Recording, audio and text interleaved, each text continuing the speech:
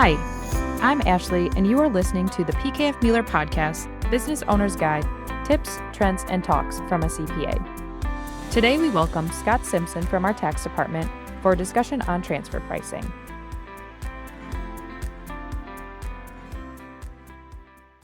Scott is an international director in the firm's tax department, and he brings over 30 years of tax experience with large multinational companies and public accounting for middle market clients. So with that, let's get right to it. Scott, can you please provide us with an overview of transfer pricing? Sure. Very simply, transfer pricing is the act of fairly compensating a related party on a cross-border transaction. And that can be U.S. to somebody outside the U.S. or foreign to foreign. Awesome. So now can you dive a little deeper and tell us what a transfer pricing study is? Yeah, a study is your documentation that you can provide to the local tax authorities that shows that your transfer pricing is done on an arm's length basis. A real simple example, let's say you have a U.S. company and they want to start doing business in Canada. So the U.S. company has two options. They can either look to a third party to do whatever that work is that needs to be done in Canada. That company, let's say they incur $100,000 of costs. They're going to charge the U.S. company, $110, $115. They want to make a profit. Option number two, you could go out and hire your own employee to pay him the $100,000. But under the transfer pricing rules, you look to what would the unrelated parties do, and that charge would be $110, $115. You need to do something similar in Canada with your subsidiary. Seen this happen quite a bit here in the middle market. People in the U.S. think that they can just open a subsidiary and run it at a net zero income basis and not pay any tax. The foreign tax authorities do not like that. What does a transfer pricing study entail? Okay, so the study itself has lots of moving parts, but it's an analysis of several items, such as a summary of what the business transacts, what's their line of business, how do they make money, how is the corporate structure arranged, who owns who and what country are they in. The transfer pricing study will identify the intercompany transactions themselves. With a big company, typically, that's their overseas manufacturing sales arms. You're going to see an industry analysis because that helps companies identify what their arm's length prices should be. It identifies what we call an interquartile range, which is the range of acceptable profits that a company makes compared to its peers in the industry. And then usually you see an industry outlook as well to help tie those together. Next, there is an analysis of the functions, risks, and assets of the company or companies. There's a discussion of what is the most correct transfer pricing method that is to be used. There's also an economic analysis that identifies profit level indicators and a list of comparable transactions with non-related parties. These are known as the comps or comparables. And then finally, a transfer pricing study concludes, hopefully, that the transfer pricing charges by the company in its cross-border transactions are all being done at an arm's length and that they fit into this interquartile range. My next question is, when do you need a transfer pricing study done? Right. So as far as timing goes, transfer pricing reports need to be done soon after your year end and must be in a draft or mostly final draft by the time that the tax return is filed, including extensions. The study itself will need to be updated every year. If the business doesn't, the main function of the business doesn't change, then you're just changing the amounts charged based on the volume of transactions and variations in your line of business. But if the business itself starts taking on new lines of business, new revenue streams, that revenue stream, if it is a cross-border transaction, needs to be analyzed for transfer pricing purposes and included in the study. The transfer pricing report itself, as I said, should be updated annually, but as a part of populating your transfer pricing report, there is the study of the comparable third-party businesses that are doing the same line of business as you, and you're eligible to only update those comparables every 3 years, as opposed to the 1-year renewal for the transfer pricing study itself. As a follow-up to that, who needs a transfer pricing study and why do they need a transfer pricing study? Well, like I said before, basically it's anyone who is performing transactions across borders between two related parties. It's not uncommon for a taxpayer to believe that their foreign disregarded entity is exempt from transfer pricing. Nothing could be further from the truth. That's a related party and you're doing cross-border transactions with them.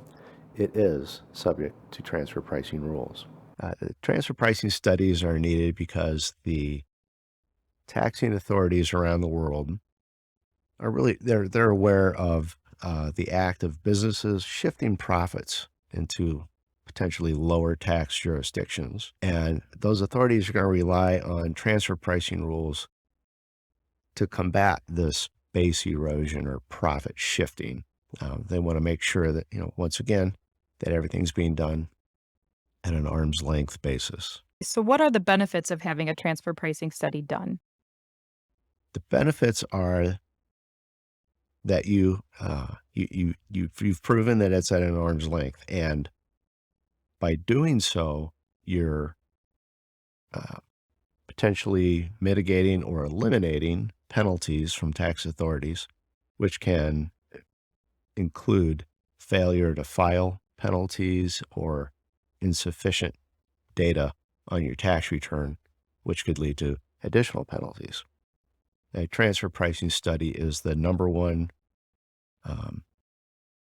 piece of proof that you've done is fair and correct. Okay, so now that we have a better understanding of transfer pricing as a whole, let's get into the more technical aspects.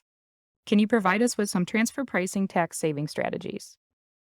Okay, so transfer pricing tax saving strategies. Basically, if you're doing your tax transfer pricing on an arm's length basis, you're good to go. But what you should really be doing is looking at it more frequently than just on an annual basis, especially as a corporation starts doing, much more significant volumes of cross-border transactions. You might want to be looking at your pricing levels quarterly or even more frequently than that. Usually what you have is a range of acceptable prices and profits, and your company can either increase or decrease their prices to hit the higher end or the lower end of what we call the interquartile range of acceptable prices and profits to suit themselves. Can you describe some red flags to look out for? Yeah, red flags as they apply to transfer pricing. Typically, if a U.S. company has a foreign subsidiary, they have to file what's known as Form 5471, and inclusive of that form is Schedule M, as in Michael, which lists out all of your intercompany transactions with the U.S. parent and a foreign subsidiary or affiliate or branch. And those items, certain of those boxes, certain of those numbers that are reported in that form are red flags to the IRS that there's probably a transfer pricing issue. Conversely, on a inbound company, let's say a UK company that's doing business in the United States, they file what's called Form 5472, which again spells out the intercompany related party transactions. Another thing that an IRS agent, while he's skimming through your tax return, would say, oh, this company probably has a transfer pricing matter to look at. Another red flag would be if your company does get selected for an audit, usually IDR number one is provide us a copy of your tax return, and potentially IDR number two, give us a copy of your transfer pricing study within the next 30 days. At that point, you know the IRS is in fact looking at your transfer pricing. They may also notice the existence of some foreign tax credits on your U.S. tax return, and maybe they don't see a Form 5471 or 5472, and that could be a question as to how did you obtain these foreign tax credits, and in the process thereof, were you charging a arm's length price under transfer pricing rules? What is your take on COVID and its impact on globalization, subsequently transfer pricing? Well, in my opinion, COVID is somewhat responsible for the global supply chain issues that we're all feeling and seeing in the world today. Transfer pricing is going to, those prices will be increasing due to the higher cost of the goods being produced overseas. And as part of those costs, we have the transportation, getting products from point A to point B. The transportation costs will figure significantly into the amount of the cost of goods sold that are being multiplied by your cost markup on your transfer prices. So yeah, I would say COVID's going to have a pretty severe impact on what the arm's length price is for everybody. So we may see costs simply go up because of that. What are Biden's tax plans and global tax developments, and how does this affect us?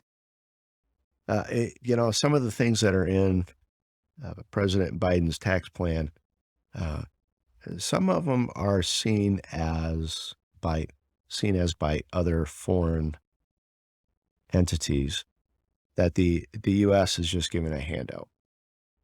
There's something in the tax law called the Foreign Derived Intangible Income, which allows a U.S. company to receive a extra deduction on their tax return for goods that they've manufactured and sold overseas.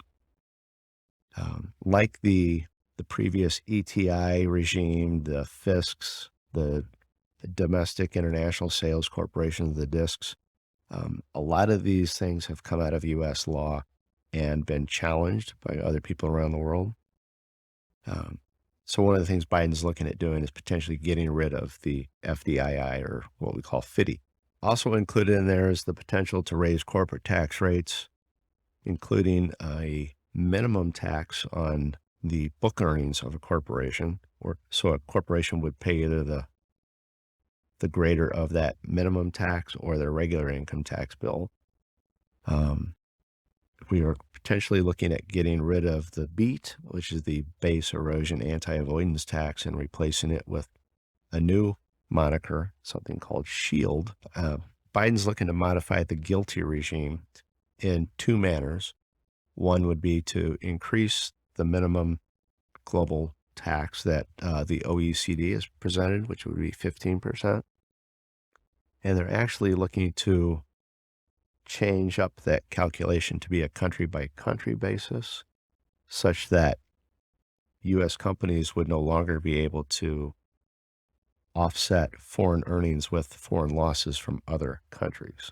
They're also looking to potentially remove certain tax deductions that come about to U.S. companies from moving jobs overseas, therefore pushing more of the cost of production into the United States, where typically we have higher payroll. My last question for you is, how can you reduce transfer pricing risks? Simple. Document. Do the updates to your comps, do the updates to your study, keep in touch with your tax advisor. Always be cognizant that you need to inform the advisor of changes in the business, significant changes to an existing line of business, such as COVID impacts. So whenever you are dealing with your own related subsidiaries and you are doing cross-border transactions, it is wise for you to contact your PKF advisor or tax expert for a frank discussion on the transfer pricing issues and matters that may be in existence with your return. Great. Well, I think that was a really good overview, and thank you for your time today to explain transfer pricing and PKF Mueller's experience with this. If any of our listeners have any questions or would like to learn more, will you please share how they might be able to reach you? Yeah, sure, Ashley. Listeners can reach me at ssimpson@pkfmueller.com, or you can simply give me a call at area code 773-756-5097. And thank you to our listeners. Don't forget to visit us at pkfmueller.com to learn more about our firm's services and locations throughout the Chicagoland area and Sarasota. You can also follow us on social media for updates, insights, and upcoming events.